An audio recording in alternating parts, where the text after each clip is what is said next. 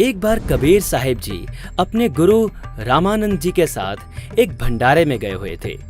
वहां पहले सत्संग हो रहा था, जिसमें बताया जा रहा था कि भगवान हो तो राम जैसे हो, जिन्होंने कभी ऊंच नीच नहीं देखी। भीलनी शूद्र के झूठे बेर भी भक्ति भाव से हंस हंस कर खाए। प्रवचनों के बाद भंडारा शुरू हुआ। ब्राह्मणों ने पंडितों, साधु संतों और महंतों के लिए अलग से भंडारे की व्यवस्था कर रखी थी तथा अन्य साधारण लोगों के लिए अन्य भंडारे की व्यवस्था भी की थी।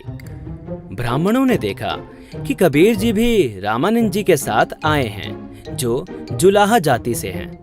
उन्होंने सभी संतों, महंतों से चारों वेदों के एक एक मंत्र सुनकर भंडारे में प्रवेश करने की नीति बनाई। सोचा कि कबीर जी अपने आप ही अलग हो जाएंगे। विद्वान माने जाने वाले सभी पंडित महंत मंत्र सुनाकर ब्राह्मणों वाले भंडारे में प्रवेश कर रहे थे। रामानंद जी के बाद कबीर साहब जी की बारी आनी थी। ब्राह्मणों ने कहा, कबीर जी, इस भंडारे में वे ही विद्वान भंडारा करेंगे जो चारों वेदों के एक एक मंत्र सुना देंगे। भाई, मैं तो अनपढ़ हूँ, मुझे कहाँ वेदों के मंत्र पढ़ने आते हैं। जहाँ भंडारा चल रहा था वहां से थोड़ी ही दूर पर एक भैंसा खड़ा था।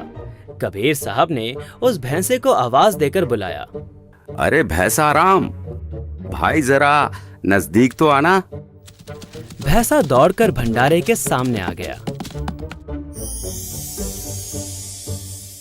कबीर साहब ने अपना हाथ भैंसे पर रखा और कहा कि भैंसा राम, इन्हें वेदों के मंत्र सुनाओ भाई।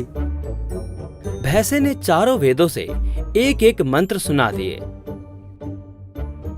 ऋषि मणाया ऋषिकृत सवृषा सहस्रता तिथः पदविहि कवीनाम तृतीयम धाम महिषा शिशासंत सोमः विराजमानो राजितस्तु।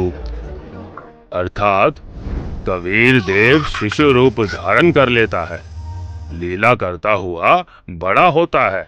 कविताओं द्वारा तत्व ज्ञान वर्णन करने के कारण कवि की पदवी प्राप्त करता है, अर्थात उसे ऋषि, संत व कवि कहने लग जाते हैं।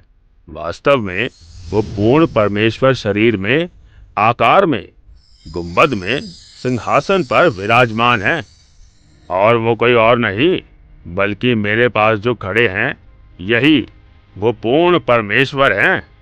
सभी ब्राह्मण अचंभित रह गए।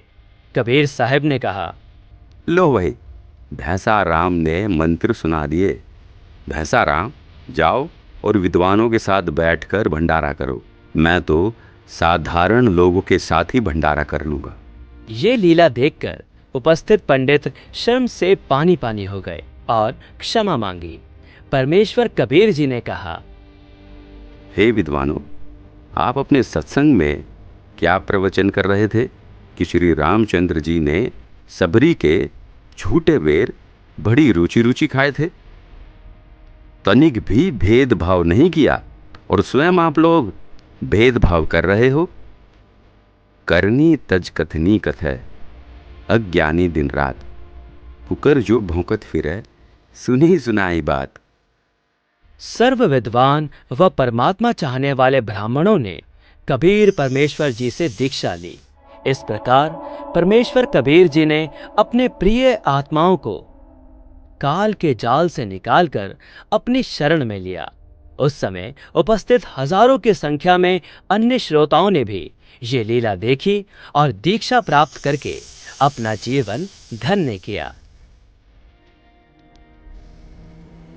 दर्शकों, यह 2D एनिमेशन वीडियो संत रामपाल जी महाराज के सत्संग प्रवचनों का अंश मात्र है। संपूर्ण आध्यात्मिक ज्ञान प्राप्त करने के लिए अवश्य सुनिए संत रामपाल जी महाराज के मंगल प्रवचन।